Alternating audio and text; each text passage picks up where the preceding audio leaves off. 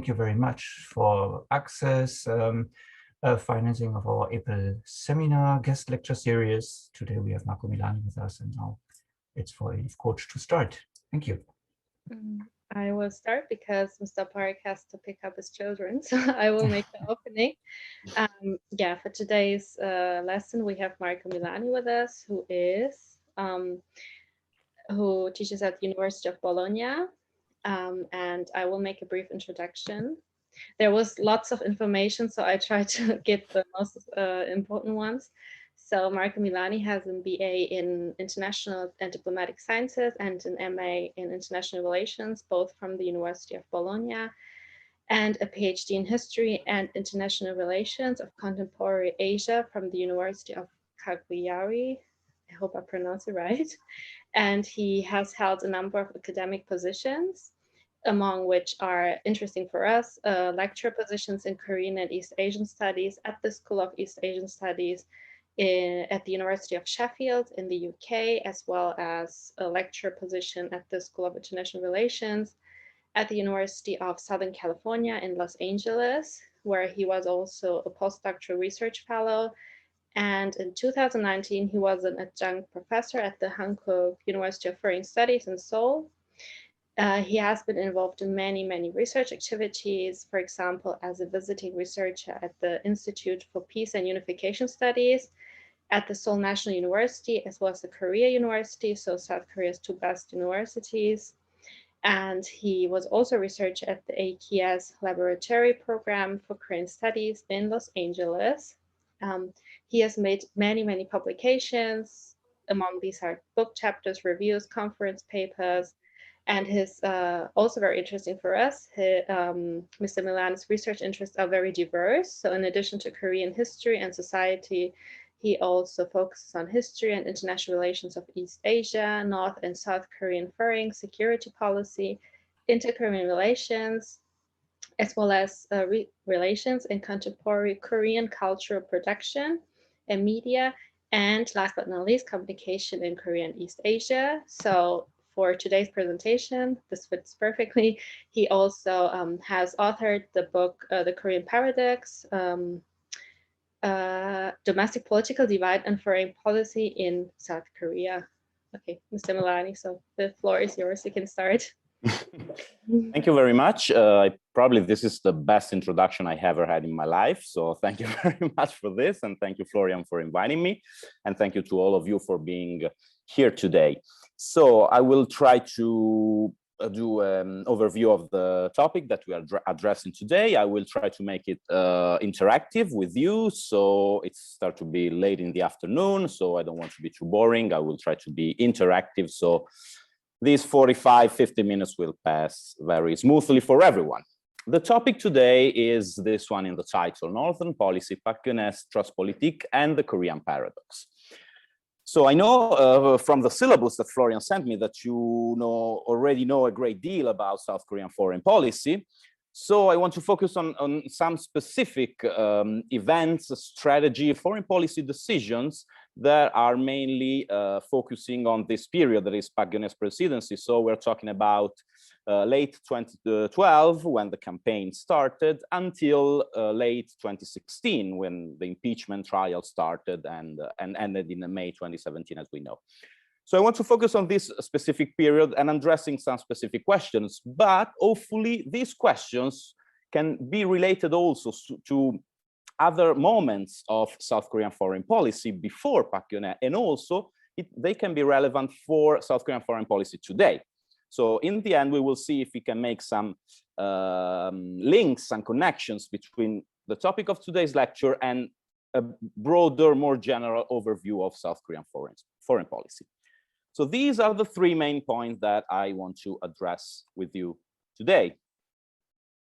So the first one, I'm taking these definitions from the title of the presentation, as you can see. The first point I want to address regards Northern policy.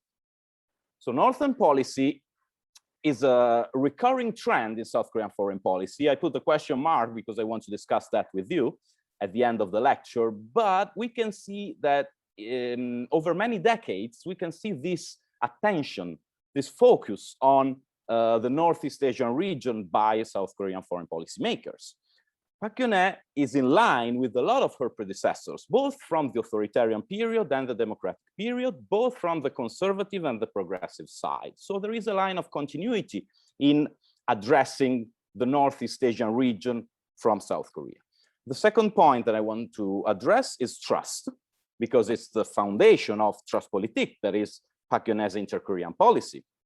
What is trust? How can we define trust? And how we can build trust in international relations, okay? This is the second point that I want to address. We all know what trust means in general speaking, but what does it mean when we talk about international relations? And the third idea, the third concept that we will address today together is the idea of the Korean paradox. It emerges from the idea of the Asian paradox, but we will see that the definition Korean paradox was used before the Asian paradox. So we will try to understand what is this paradox and why does this paradox matter for South Korean foreign policy. So these are the three key concepts that we are going to address today. In order to address them, we will focus on Park Geun-hye's foreign and security policy, okay? In the meantime, while we will see how all these concepts have evolved all over the time, we will also talk about a little bit about concept of international relations and things like that, but we will do it gradually, so I don't think it will be too complicated, okay? The first thing I want to start with, sorry, I don't know where to move the gallery view. Okay, maybe here is better. So the first thing, oh, this is the outline, obviously, of the presentation. Sorry, I forgot about it. So we will start with a very short overview of Park Geun-hye's election and her signature foreign policy initiative. Then we will talk about Trustpolitik, then the Northern Dimension, then the Asian paradox, and we will finish with one of the most pressing issues for Park Geun-hye foreign policy, that is the relation between South Korea and China and the US. This very important, but also very problematic triangle that Park Geun-hye had to address during her presidency. So let's start with the election. Park Geun-hye was elected in December 2012. I'm sure that you all know this. And she was the candidate for the 새누리당, that is the conservative party. You're probably aware of the fact that in South Korea, the parties, especially the conservative party, usually change names a lot of times. So at that time, the name was 새누리당. She was elected with 51.6% of the popular vote. And at the election, she beat the candidate for the Democratic Party, the Progressive Party, that was Moon Jae-in, the current president. So he lost in the election in 2012 against Park Geun-hye. So she came from the Conservative Party. And that is important because when we talk about conservative and progressive parties in South Korea, we have to remember that there are also progressive and conservative foreign policy traditions in South Korea. What does that mean? It means that there are specific important goals, interests, and strategies that usually progressive and conservative pursue when they are in power, okay? So, for example, conservatives, one of the most important elements of conservative foreign policy tradition, the alliance with the United States. So the cornerstone is the alliance with the United States, okay? When we think, for example, about North Korea, the traditional position of the conservative is a more hard position, okay? A position that is less inclined toward dialogues and cooperation. That doesn't mean that they never implemented cooperation, but in general, these are the principles. The progressive has a different perspective. For example, dialogue and cooperation with North Korea is very, very important. I know that you already studied, for example, Kim Dae-jung and Roh Moo-yeon, and you saw how inter-Korean cooperation was important for that, okay? So this is just to remember that these foreign policy traditions are very important, and they have specific cornerstones like the relation with the United States, how to approach it, inter-Korean relations, how to approach them, relations with other regional powers like China and Japan. These are all important issues that are designed and implemented in different ways by progressive and conservatives. Let's go back to Park Geun-hye. During her campaign, she proposed a new course of inter-Korean relations based on mutual trust. That's the basic idea. You probably already saw this in one of the readings that you have to do, A New Kind of Korea. It was an essay that was published by Park Geun-hye in Foreign Affairs in 2011, so 2 years, 1 year before the election, more than 1 year before the election. It was September 2011. And in this article, she proposed this new course of inter-Korean relations called Trustpolitik that was based on mutual trust. Why? Why does she do that? Well, one of the main reasons was that at the time, her predecessor, that was President Lee Myung-bak, from the Conservative Party as well, so we have continuity here, Conservative E and Conservative Park. He was at a very low level of consensus in the population, but one of the reasons was how he managed inter-Korean relations. So to mark a difference with her predecessor, Park Geun-hye decided to propose a new course and said, we need this new course of inter-Korean relations that we have to base on mutual trust. And in the article, in the essay, she said, the progressive approach of inter-Korean cooperation and dialogue without conditions is not good, is not beneficial for the country. But also, a position that is too hard, too strong against North Korea is not good either for the country. So we have to find a different perspective, okay? That's why she tried to manage this new Trustpolitik. In the article, it's not very clear. I mean, you read it, so you can tell yourself, but it's not very clear how to do that. It's more like a declaration of intent, okay? This is my strategy. This is my ideal strategy if I will be elected next year, okay? So here we can already see one important thing. The PAC proposed an adaptation of the traditional conservative approach. The traditional conservative approach is more toward a hard line against North Korea, as I told you, okay? Lee Myung-bak was much more traditional in this perspective. So Park Geun-hye is trying to adapt.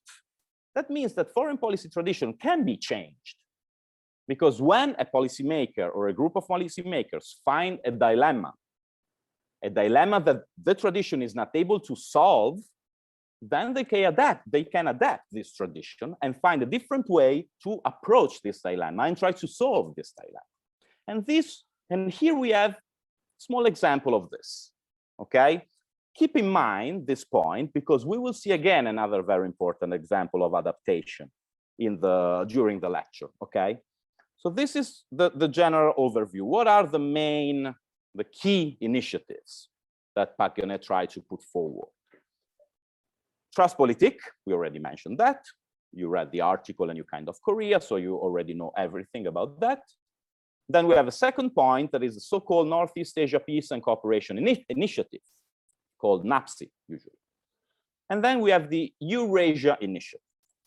So when you think about these three different initiatives, you have to think about three circles, okay? The small circle is Trustpolitik because it deals mainly with North Korea. Small circle, the peninsula. Then we have NAPSI that deals with the region, Northeast Asia is the bigger circle. And then we have an even bigger circle that is the Eurasia Initiative, that in the idea of Park Geun-hye administration is an initiative that involves the entire Eurasian continent, okay? Creating connections and multilateral cooperation on many different things on that scale, on a continental scale, okay? So these strategies are designed to be complementary, to complement one another. So we start with Trustpolitik. If we can have better relations with North Korea, then we will create a better regional environment. If we can create a better regional environment, then we can pursue continental cooperation, okay? So they has to be seen as complementary and linked to one another, okay? They're not stand-alone strategies, okay? So this is the overview. The problem is that many times policymakers design a policy, a strategy, an approach, and then things go in a different direction, okay? Because there's a very big deal of difference between designing a strategy and implementing a strategy. And one of the key variable on this is that there are other players in the field. There are other actors, other states, or other actors in general that sometimes have different goals, interests, approaches. So things that you have designed on paper then can go in a different direction afterwards. And this is more or less what happened with these 3 initiatives put in place by Pölking. So a little bit disclaimer at the beginning, this is not a story of success, okay? I'm gonna tell you straight right away. These initiatives were not very successful. That doesn't mean that Pölking's foreign policy was a failure in general, okay? If we look, for example, at bilateral relations with some countries, they work pretty well in some occasions. If we look, for example, at the expansions of trade relations, especially with free trade agreements with other countries, that also was positive. But when we focus on these initiatives that were designed as the core, the signature initiatives, so the most important, we do not see a great deal of success when we see the end of them, okay? So this is just to give you a preliminary overview of what we will see at the end. So the first one that we're going to address, obviously, is Trustpolitik. Trustpolitik is a strategy, as I told you, based on trust. One of the few things that we know from the article is that trust, mutual trust, has to be the base of the foundation of the new course of intercareer relations. So let's take a look at trust, okay? I have only one slide, so it's gonna be not very painful, don't worry about that. So trust in international relations, how can we define it? So trust, first of all, trust is a social emotion, okay? The social emotion is, this is not only for international relations, okay? This is in general. Trust is considered as a social emotion in general, in social sciences. What is a social emotion? A social emotion is an emotion that requires the representation of the mental state of the other actor, okay?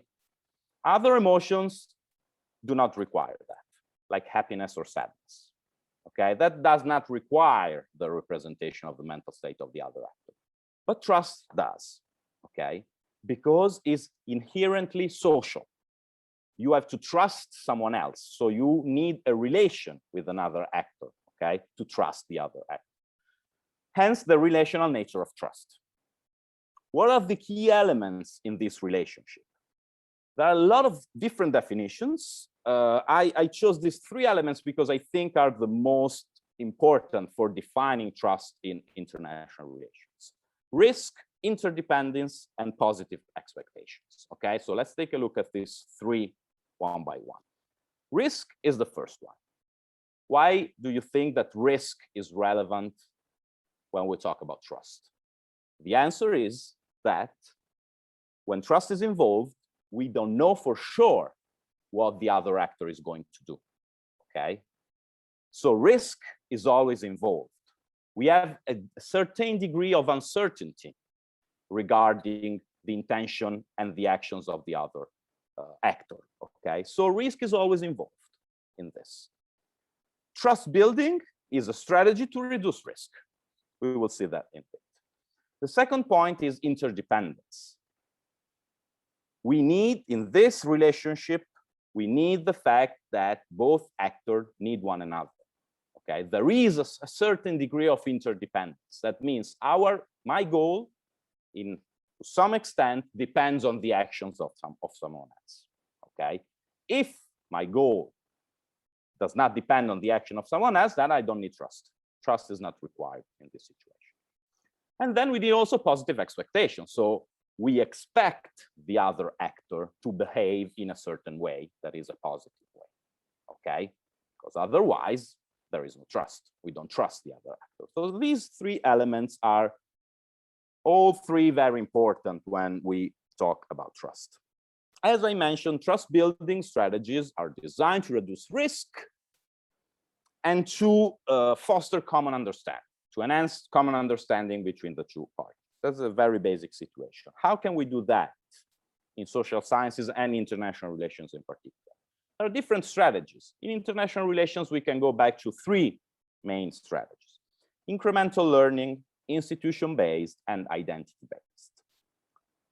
They are pretty easy to understand. Incremental learning, it means I start a relationship with another person. We have a first interaction. And from this interaction, I learn something from this actor, okay? What does it mean? It means that if he behave in a positive way, I can consider it trustworthy. Okay, so step by step, we can increase the knowledge of each other, incremental learning, so we can expect the other actor to behave in a certain way, because we have interacted in the past, okay, a lot.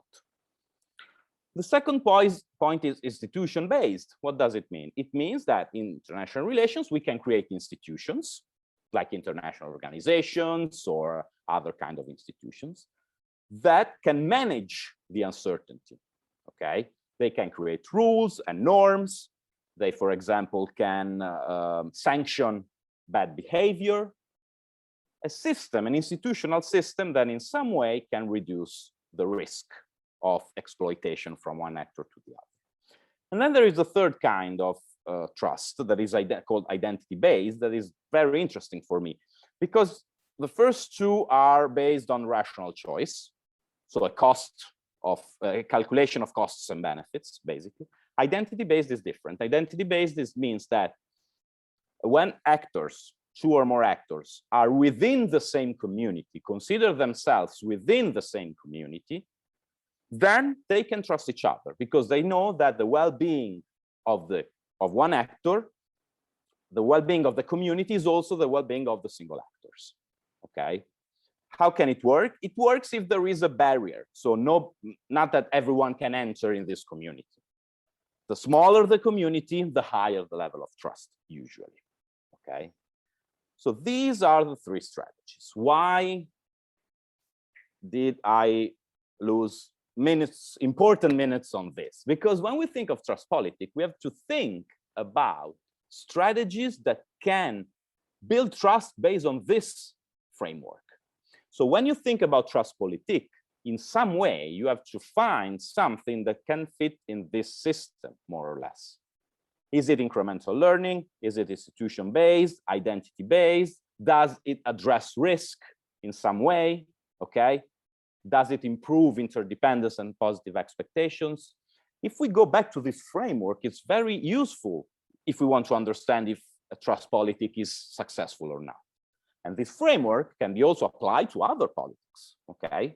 If you want, you can go back to the sunshine policy, just to give you an example, and see if sunshine policy was positive or not in order to build trust between the parties, okay? So I think it's a useful framework in order to understand the key point of how to build trust, not only between the two Koreas, but in general. It's a very short, it's just one slide, but to give you the most important points on this. If we go back to Trustpolitik, it's important to understand that the relational nature of trust means that the actors have to do something, have to act.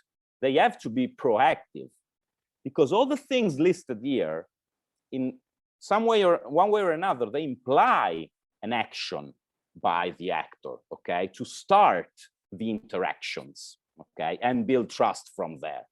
You cannot just say, okay, we have to build trust, we want to build trust, and then you sit and wait. Because if the other actor is not interested in that, there's no way you can start a mutual trustworthy interaction. If it's your goal to base the relation on mutual trust, then act, be proactive, because otherwise you're not going to implement effective trust building strategies, okay? And my take on this, obviously, is not like, you know, everybody agrees with me, but my take on this is that this was the most relevant shortcoming of Trustpolitik. It was not proactive, okay? It was a general manifestation of intent and goals, but we don't see a clear roadmap, a clear map of action toward the goal of building mutual trust, okay? So this is from the theoretical part. We can take a look at the practical part of it, okay? So basically, as I told, Trustpolitik called North Korea to be trustworthy, okay? So if you read the article, and also the first, not only the first declaration after the election, but also during the campaign, it's clear that the idea is North Korea has to behave positively, and respect international norms and refrain from provocations. In this way, we can consider it trustworthy and we can start the relationship. But if the level of trust is so low, you cannot expect them to do the first move because they are working on that right now, okay? They are okay with that situation. So there is this lack of clear indication of how to do that in Trustpolitik. And this is an initial shortcoming of this. Then obviously, as I told you, there are other players in the field. So North Korea did nothing to make it easier, okay? Because in February 2013, 10 days, 2 weeks before the official inauguration of Park Geun-hye, she was elected in December and then took office in late February. A few weeks before, North Korea performed its third nuclear test, okay? We have the first one in 2006, second one is 2009, third one 2013, few weeks before she officially took office as president of the Republic of Korea. So obviously this interaction of factors, this previous shortcoming of the policy and the behavior of North Korea led to a substantial stalemate of Trustpolitik from the beginning.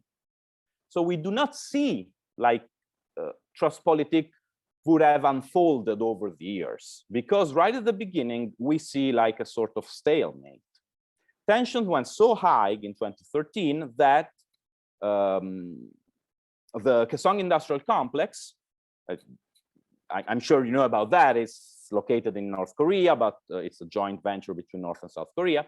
It was closed for several months, and now that we know it's closed since February 2016, so it's not a big deal. But in 2013, it was a big deal because Kaesong kept running also after the Yeonpyeong-do shelling, also after the sinking of the Cheonan in 2010. So at that time, the fact that Kaesong was closed was a very big deal in terms of tension between the two parts. So Trustpolitik didn't really start, okay? And this led to what we saw afterwards. So we have this problematic start, and after the problematic start, Trustpolitik was not very effective at all. That doesn't mean that the relation was always bad, okay? We have this trend of high and lows in dialogue, sometimes more dialogue, sometimes more cooperation, but we don't have like a real breakthrough in inter-Korean relations, okay? Something that we saw, for example, in the first years of Kim Dae-jung presidency, or something that we saw in 2018 under Moon Jae-in. We don't have anything like this. We have this trend of high and lows that mostly depend on contingency issues created by North Korea, okay?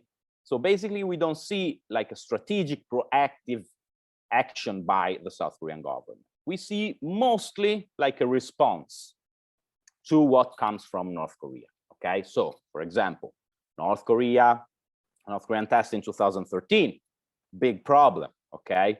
Then we have the landmine crisis in August 2015, another problem, other tension. And then we have like short round of dialogues to address this specific issue created by North Korea, okay?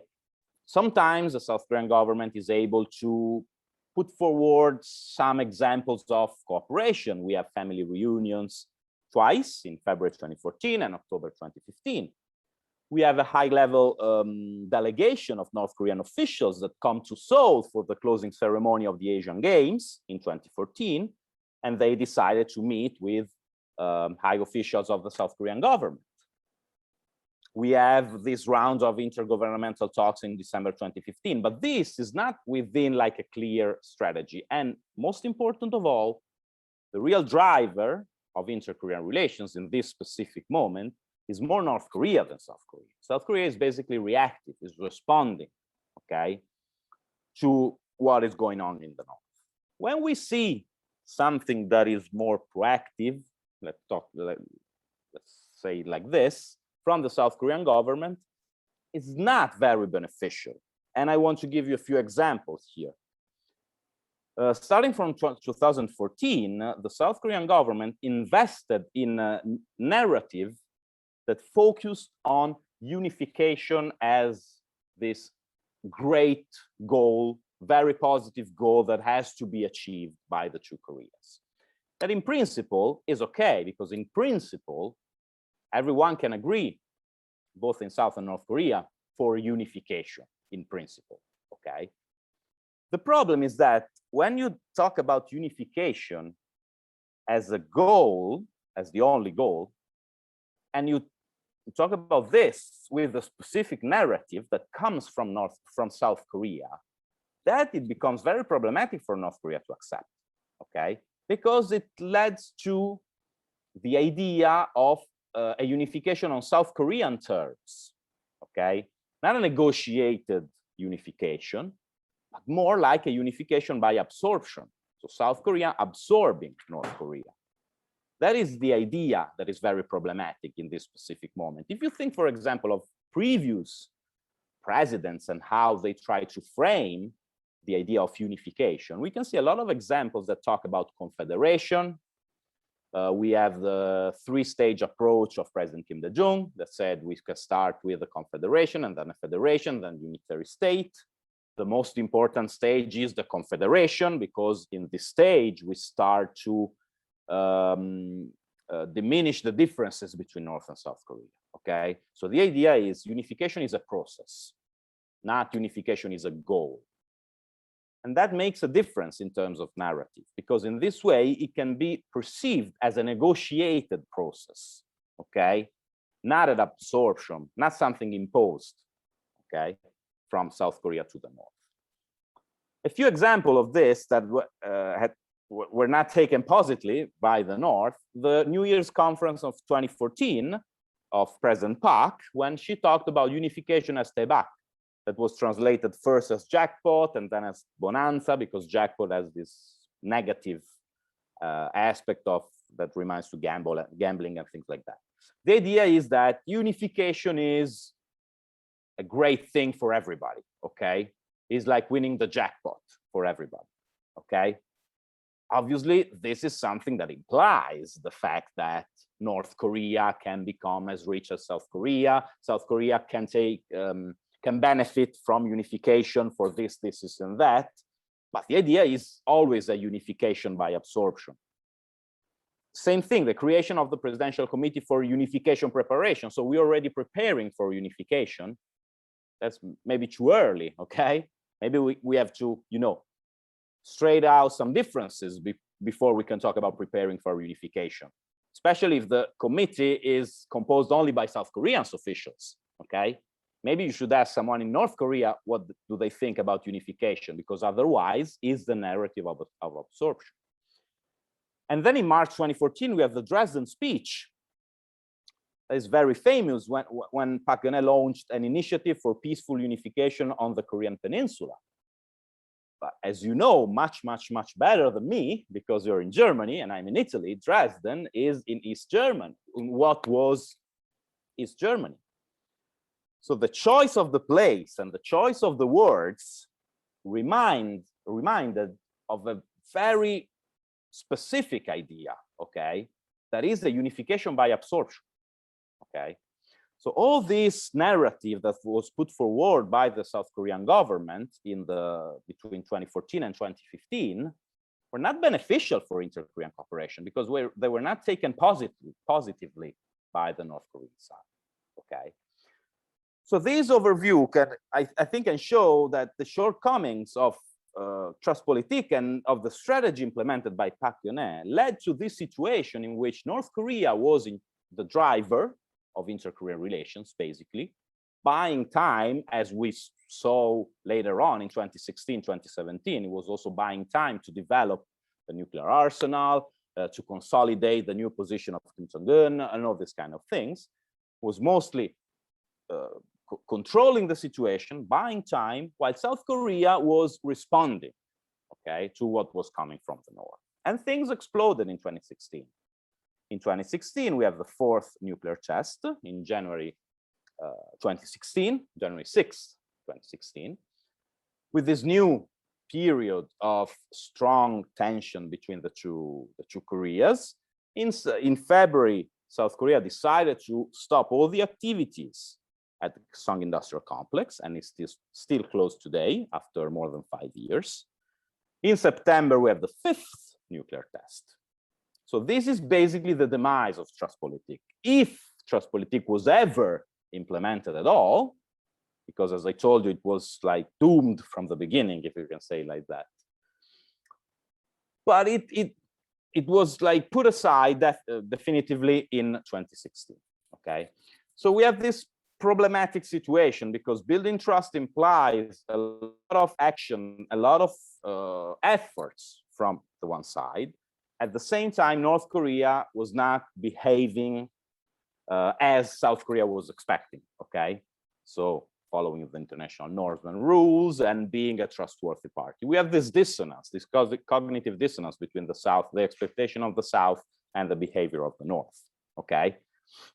And this led to this failure of Trustpolitik, basically. So first point, as I told you, is not very positive as a final, how can I say, evaluation of Trustpolitik.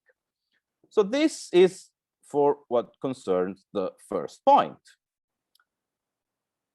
As I told you, we have three different initiatives, okay? Trustpolitik, Northeast Asia Peace and Cooperation Initiative, Eurasia Initiative. And all these three are connected to one another, okay? The idea of the three circles. So the Park Geun-hye foreign policy, in addition to Trustpolitik, had this strong regional perspective, okay? Park Geun-hye, in some way, wanted to engage the Northeast Asian region, okay? And try to promote cooperation and dialogue among the countries, especially Northeast Asia. Eurasia initiative is bigger, involving the continent, but the focus was we need to find a different way to manage the situation among the regional actors in Northeast Asia, okay? This is why she tried to launch this initiative, because the regional environment is very important for South Korea. Okay, a stable, peaceful, positive regional environment is very important, and this will lead us to the idea of the paradox. Okay, so in order to create this more cooperative and this more positive regional environment, she tried to implement these two multilateral initiatives. Okay, these initiatives they have both a very strong northern dimension, let's say like that, because the idea of a northern policy or a Nordpolitik was used over the years in Korea. So we have to date back to the early 70s, okay, when under Park Chung-hee, for the first time, he started to talk about improving the relations with the northern partners. The northern partners were North Korea, China, and Russia, mostly, okay? And we are during the Cold War. So at that time, South Korea already recognized the fact that if we want to prosper, if we want stability, if we want economic growth, more security, we need an approach toward this country. And in this period, they are enemies, okay? In the midst of the Cold War.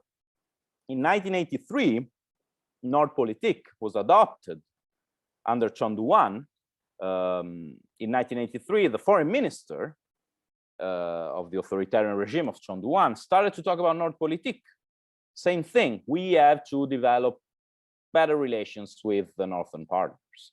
And they started to do that with the so-called Olympic relations. Maybe you heard about that, the fact that in preparation for the 1988 Seoul Olympics, the government started to pursue, in some way, better relations with countries situated in the northern parts of China and Russia. And then we arrived to Roh Tae-woo. He launched a signature policy called Nordpolitik, okay? And the idea was the improvement of relations with North Korea, certainly, but also with China and Russia, especially after the end of the Cold War, okay? After the end of the Cold War, China and Russia started to become partners, and China in particular became a strategic partner for South Korea, okay?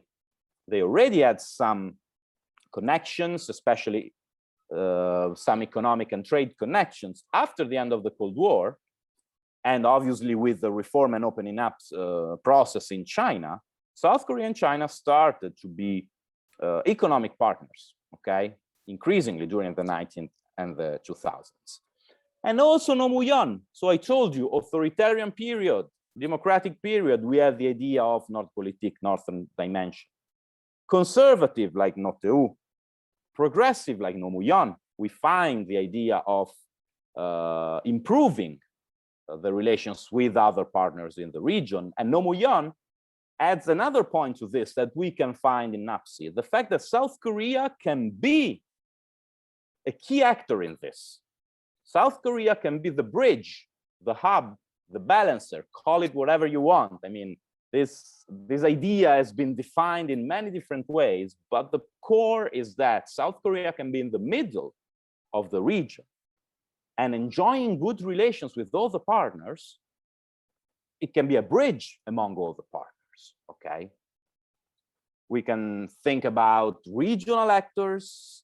We have to include the United States that are considered as an Asian powers, even if they are not geographically located in Asia, okay?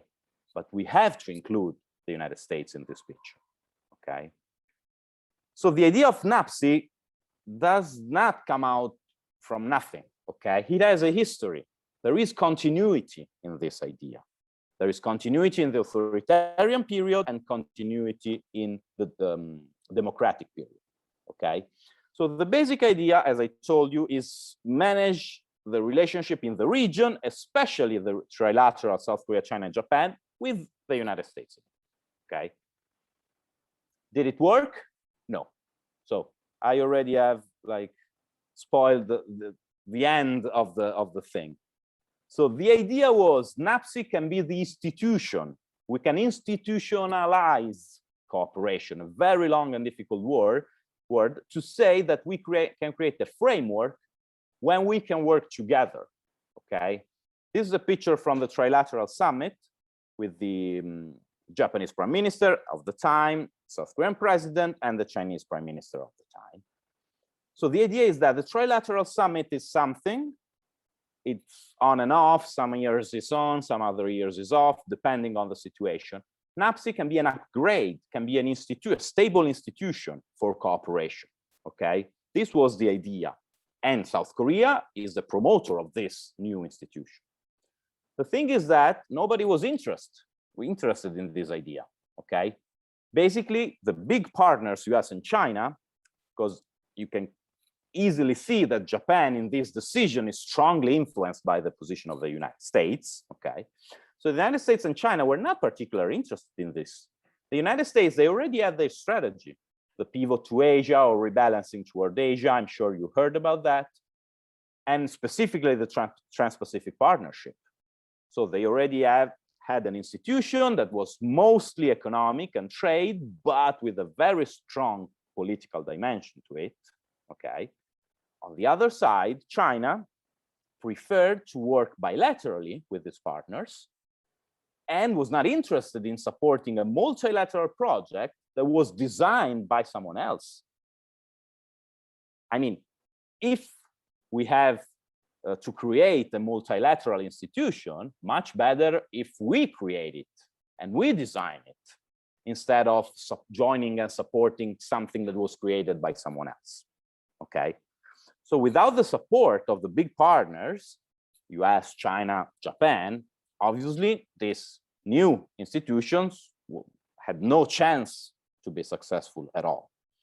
And the Eurasia Initiative, that is the bigger circle, much less. I mean, if this cannot work in the small dimension, it's very hard that it can work in the bigger dimension, especially if you think that during the same years, we have another very big Eurasian project, okay, that is called the Belt and Road Initiative, led by China. And obviously this overshadowed the idea of the Eurasia Initiative because China started to put money and political capital behind it, much more than South Korea. So there was basically no point for China to support something different while they had their own plan to connect Eurasia.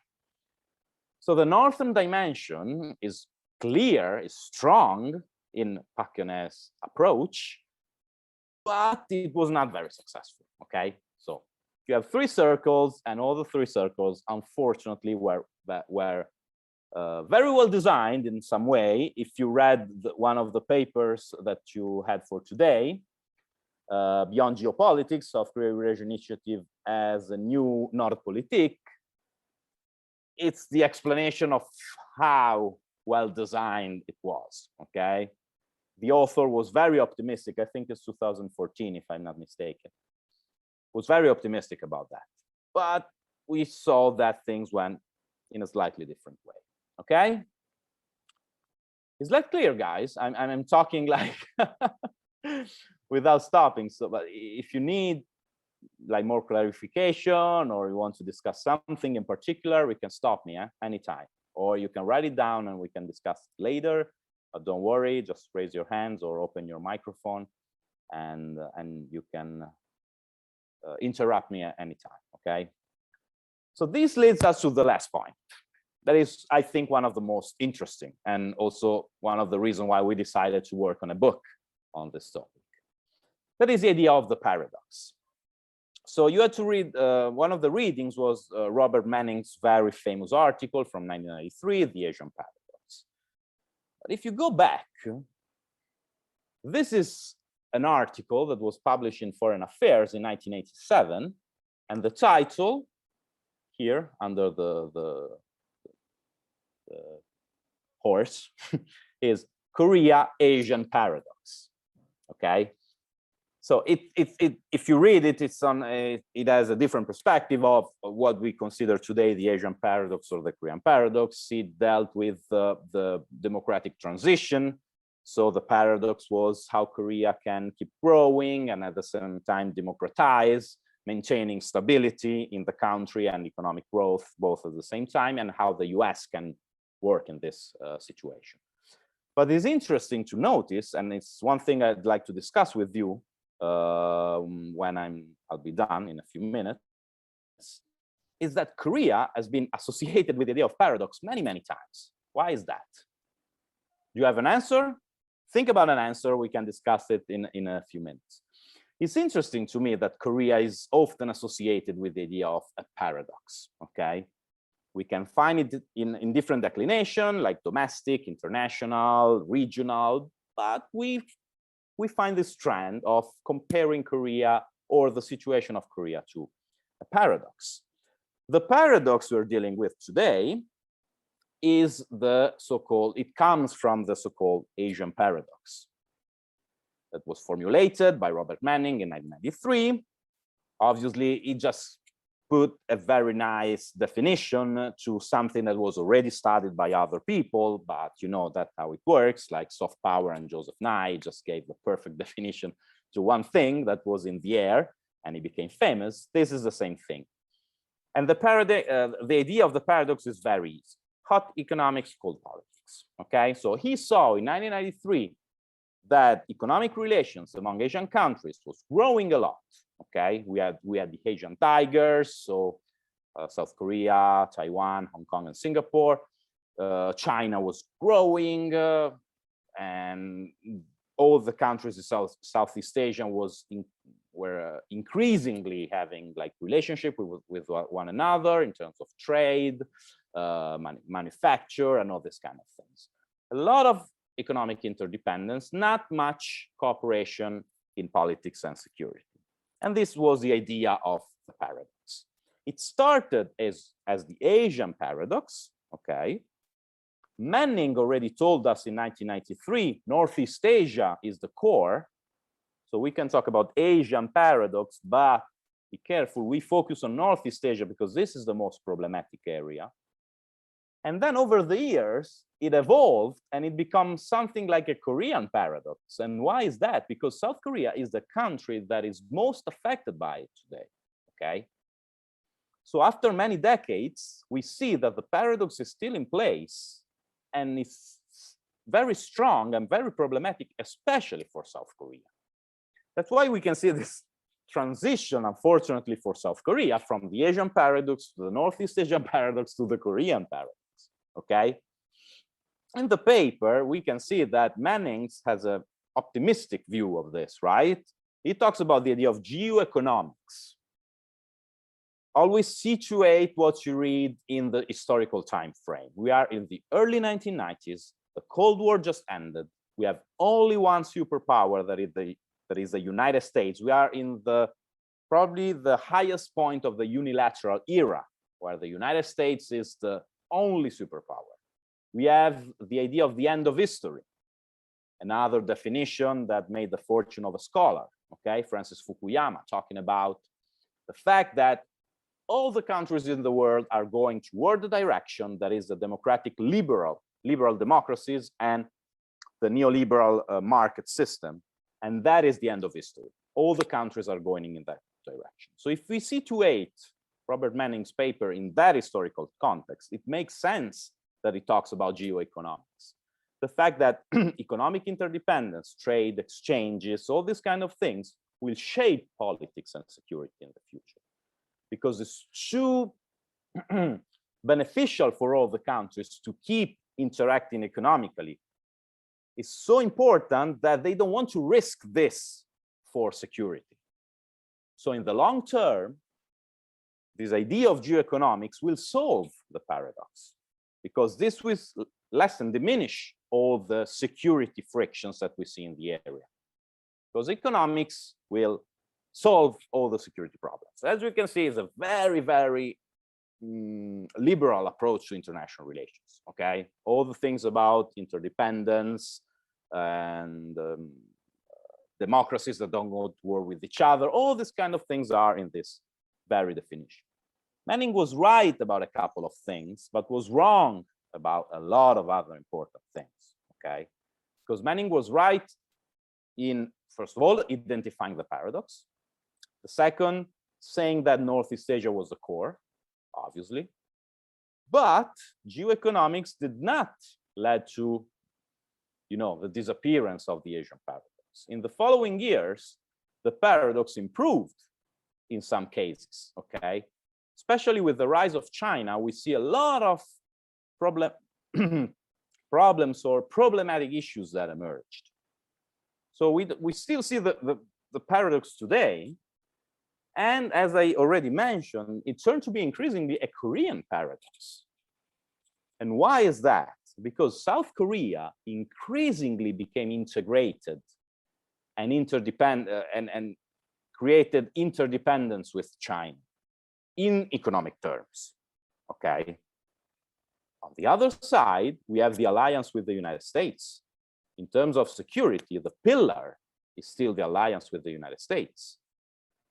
So South Korea had to manage his position in this paradoxical situation, okay, in which you have to keep together good relations with China for the economy, good relations with the United States for strategic reasons and security, okay?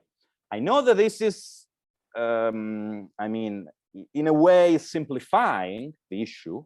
Is much more complex than this. But if we go to the core, these are strategic decisions that can be, delayed for a time, but not forever, if the rivalry between China and United States keep growing. And Park Geun-hye found herself in the perfect storm for this, okay, if we can call it. Because previously, it was easier for other administrations to manage this. Why? Because the rise of China or the peaceful development of China was not as strong as in the 2010s, for example, okay? The economic interdependence was not that strong, for example. The United States did not launch the pivot to Asia or rebalancing strategy, another example. So for Park Geun-hye, it became increasingly difficult to be in this situation, okay? She was very smart in recognizing that this is the big problem, okay? We have two big problems. One is inter-Korean relations. We can address it with Trustpolitik, unfortunately, not very successfully. The other is the Asian paradox. That is the other big problem that we have. These can be damaging effects. And recognizing that in the early 2010s, like 2012, was, I think, a very important move by her side. The fact is that the way she tried to solve this dilemma worked for some time, but not forever. So at the beginning, the idea was improve relations with China without distancing from the US. So we can improve relations with China and reassure with the US, okay, with the idea of bridging. But in 2015, when South Korea joined the China-led project of the AIIB, and even more, for example, when Park Geun-hye participated in the commemoration of the 70th anniversary of the end of World War II in Beijing, the United States were very irritated by this, because there was speculation of the fact that South Korea was tilting in another direction. And things like this is just a picture, but it's a very, very powerful one. Because if you see one of your closest ally in the world and the second most important ally in East Asia standing on the podium in Beijing with these two guys, if you're the American president, is not very reassuring, okay? So a picture can tell us a lot of that specific historical moment in 2015. Okay, increase relations with China, reassure the United States. This is not very reassuring, in my opinion, for the United States, okay? The situation was solved, we can say like that, in 2016, when Park Geun-hye decided to pick a side. Because when tension escalated with North Korea, and here we go back to the fact that all these circles are interconnected to one another. So when inter-Korean relations went very bad, and North Korea started testing again nuclear weapons, South Korea decided to go back to the alliance with the United States. Okay, so reinforce the alliance with the United States. It says, this is our strategic priority. And the example of this is the decision to deploy the THAAD system on the peninsula, the Terminal High Altitude Aerial Defense. That is an American anti-missile system that was deployed on the Korean Peninsula under Moon Jae-in, but the decision was took in 2016 under Park Geun-hye. China was very angry about that and retaliated with the so-called asymmetric retaliation. So not security retaliations, but retaliation on economic terms, mainly. So it was very angry about that. But Park Geun-hye decided to stick with the alliance. I mean, not stick with the alliance, to prioritize the security alliance with the United States over improving the relations with China. Okay, and we can see this in this very specific example of the THAAD system. So this is the second example of the adaptation strategy. Park Geun-hye tried to adapt the conservative tradition, okay, of sticking with the United States, but was forced to return to a more traditional approach when a security crisis erupted with North Korea.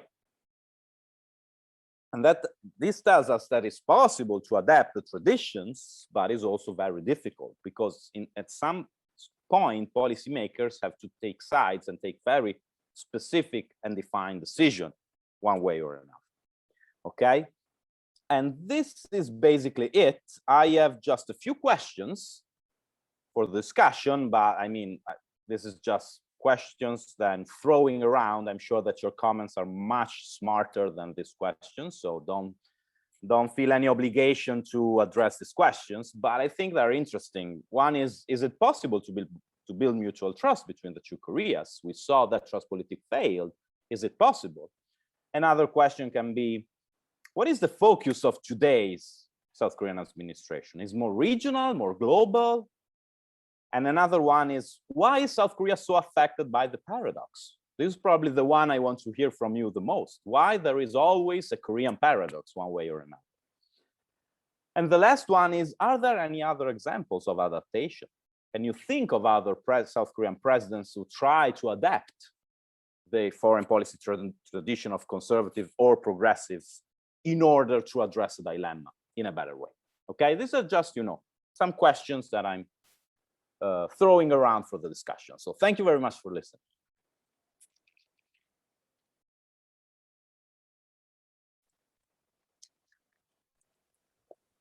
And thank you very much to you, Marco, for the interesting initial presentation. And I will stop the recording now so that we can go to the discussion.